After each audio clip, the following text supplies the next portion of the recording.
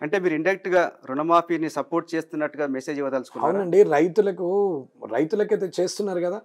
వాళ్ళేమి ప్రారంభోత్సవ సభ పెట్టలేరు గదా! డబ్బులు ఏసిన సభనే పెట్టిర్రు గదా! రైతులు నాకు గూడా ఓటేసిర్రు గదా!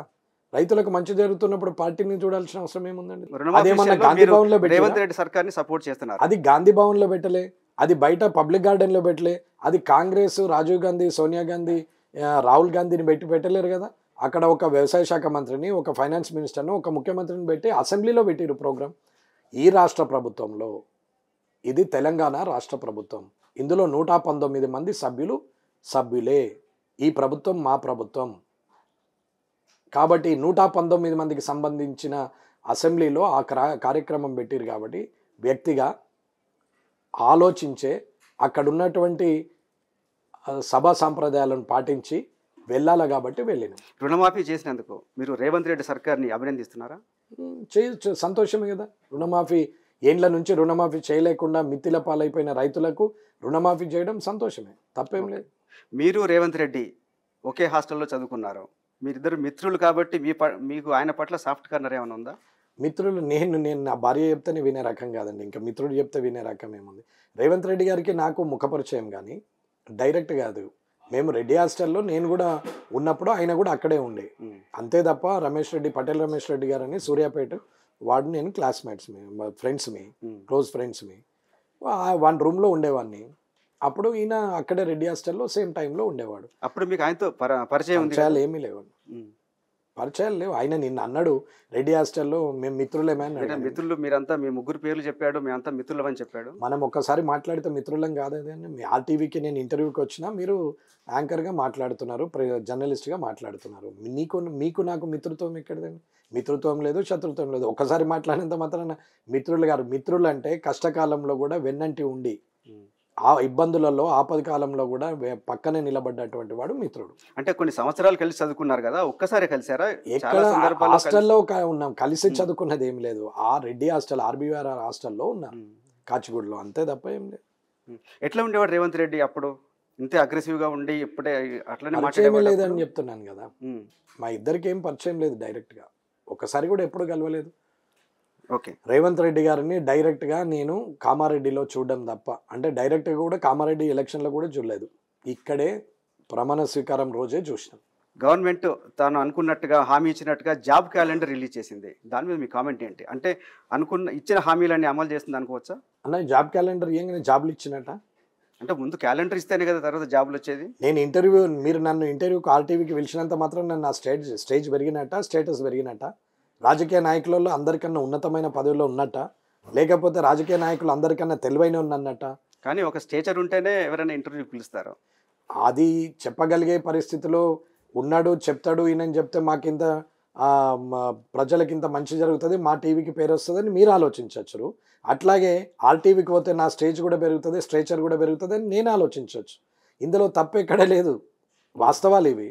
కొంచెం పెయిన్ఫుల్గా ఉంటుంది మాట్లాడితే. ఆ జాబ్ క్యాలెండర్ రిలీజ్ చేయగానే జాబ్లు ఇచ్చినట్టయితే, జీతాలు ఎన్నడైతే జాబ్ వస్తుందో, ఎన్నడైతే మొదటి నెల జీతం తీసుకుంటారో ఆ రోజు నుంచే జాబులు ఎక్క. కానీ మొదటి మెట్ అయితే ఎక్కినట్టే కదా. జాబ్ క్యాలెండర్ 15 పేజీల క్యాలెండర్ రిలీజ్ చేయగానే అయిపోయినట్టు కాదండి. దాన్ని ఇంప్లిమెంట్ చేస్తే కరెక్ట్ సంవత్సరం క్యాలెండర్ ఇచ్చారు కదా, అది కానివ్వండి, చూద్దాం. ఓకే. ఇప్పుడు ధరణి వల్ల చాలా అక్రమాలు జరిగినాయి, చాలా అన్యాయం జరిగింది అంటున్నారు. దానికి ప్రత్యామ్నాయంగా గవర్నమెంట్ తీసుకొస్తున్న ఆర్ఓఆర్ కానీ ఇది ఎట్లా ఉంటుంది? మీ అభిప్రాయం ఏంటి? ఇప్పుడు ధరణి విషయంలో నేను 86 గంటలు 87 గంటలు నేను ఆమరణ నిరాహార దీక్ష చేసిన. ఆమరణ నిరాహార దీక్ష అంటే వెనకకు పోయి ఓఆర్ఎస్ తాగొచ్చుడో, బాత్రూమ్కి పోయి ఇంత బాదం మిల్క్ తాగొచ్చుడో కాదు. తాగుతారు, అందరు అట్లనే చేస్తారు. అంటే అవంతా లీడర్లు చేసే పని అది, అందుకే ఆమరణ నిరాహార దీక్ష అంటారు. ఆమరణ నిరాహార దీక్ష అంటే వెనకకు పోయి ఇంత తాగొచ్చుడు అన్నట్టు. ప్రజల్లో ఎప్పుడైతే ఆమరణ దీక్ష మొదలు పెడతామో, ఎక్కడైతే ఉన్నామో అక్కడి నుంచి ఇంచు కూడా కదలకుండా అక్కడే ఉన్నాడు ఆమరణ దీక్ష చేసినట్టు. బాత్రూమ్ పోయేస్తా అని అంటే పోయినట్టే లెక్క, అది చెడినట్టే లెక్క. వ్రతం అక్కడే ఉండాల. బాత్రూమ్ పోసేది లేదు, కడుపులకి ఏం తీసుకునేది లేదు, ఉన్నది పోయేది లేదు, కొత్తది వచ్చేది లేదు అంటేనే ఆమరణ దీక్ష అనేది నా అర్థం. అట్లాంటిది ఒక మూత్రం చుక్క కూడా బయటకు పోకుండా ఆమరణ దీక్షలో కూర్చున్నప్పుడు 86 గంటలు 87 గంటలు అయిన తర్వాత అరెస్ట్ చేస్తే దాని మీద ధరణి మీద మాట్లాడాను.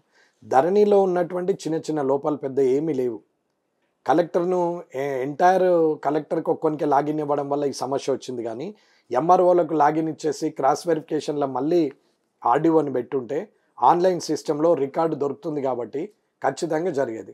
కబ్జా కాలం తీసేశారు, పహనీలు తీసేశారు, కాబట్టి అది ఇబ్బంది అయింది. కబ్జా కాలం ఉంటే అనువంశికమా లేకపోతే కొనుగోలా, కాస్తులు ఎవరున్నారు, ఎన్నేళ్ల నుంచి ఉన్నారు అనేది తెలుస్తుంది. పహనీలు ఉండడం వల్ల కాసరాలో ఏముంది, తర్వాత పహనీస్లో ఏమొచ్చింది, ప్రతి 5 ఏళ్లకు ఎక్కడన్నా మారిందా, మధ్యలో ఎవరెవరు కొనుగోలు చేసిరు, ఎన్ని దగ్గర నుంచి అది చేంజ్ అయింది డాక్యుమెంట్ అనేది తెలుస్తుంది పహనీ. అది లేదు ఇది లేదు తీసేసి మొత్తానికి కలెక్టర్కి ఇచ్చేసి ఎప్పుడో రికార్డులో ఈ సలహాలు సూచనలు సర్కార్కి ఏమైనా ఇచ్చారా మీరు? ఇచ్చేందుకు మైక్ ఇస్తే కదా, చెప్దామంటే మైకే ఇవ్వలేరు. వాళ్ళకి ఇవన్నీ అవసరం లేదు, సలహాలు ఏమో అవసరం. ధరణి వల్ల రైతులు ఆత్మహత్యలు చేసుకురు, ధరణి వల్ల రాష్ట్ర ప్రభుత్వము కేసీఆర్ ప్రభుత్వం రైతులను మోసం చేసింది, ధరణి వల్ల అతలాకుతలం అయిపోయింది, విధ్వంసం అయిపోయింది, బంగారు తెలంగాణ తుప్పు తెలంగాణ అయిపోయింది. ఏదో మాట్లాడి పాత ప్రభుత్వం మీద ఆరోపణలు చేయాలా అన్న, పాత ప్రభుత్వము తప్పు చేసిందనే దాన్ని తీసుకెళ్ళి ప్రతిపక్షంలో కూర్చునబెట్టింది. ఎక్కడో మూలకు 8 మంది ఉన్న వ్యక్తులను తీసుకొచ్చి మళ్ళీ ప్రధాన అధికార పక్షంగా కూర్చునబెట్టింది. అధికార పక్షంలో కూర్చున్నటువంటి వ్యక్తి ప్రతిపక్షం గురించి మాట్లాడే కన్నా తను ఏం చేస్తున్నాడు, ఏం చేయాలనేది సభా సమయాన్ని చూసుకొని ఎదుటివారికి అవకాశం ఇచ్చి ప్రజలకు సంబంధమైన విషయాలను మాత్రమే శాసనసభలో మాట్లాడిన రోజు ప్రజలకు మంచి జరుగుతుంది. కానీ ఆరోపణలు ప్రత్యారోపణలు చేసి నేను మంచోడిని అనిపించుకోవడానికి మిమ్మల్ని వెధవని చేసే ప్రయత్నం చేస్తున్నారనుకోండి, అది ఎదుటోళ్ళు చూసే వాళ్ళు ఏమనుకుంటారంటే, నేను అనుకుంటా మిమ్మల్ని వెధవ చేస్తున్నా, వెంకటరమణారెడ్డి మంచోడు అనుకుంటున్నారు జనమని అనుకుంటా నేను, కానీ జనం ఏమనుకుంటారు, వీడే వెధవ అని అనుకుంటారు. ఇది అర్థం కావట్లేదు వీళ్ళకు. పాత ప్రభుత్వం తప్పు చేసిందనే కదా ఊడగొట్టి పక్కన కూర్చునబెట్టింది, నువ్వేదో సరిదిద్దుతావనే కదా నిన్ను గెలిపించి అక్కడ కూర్చుని. అసలైన తొలి వెలుగు. ఫాలో వాట్సాప్ @తొలి వెలుగు official.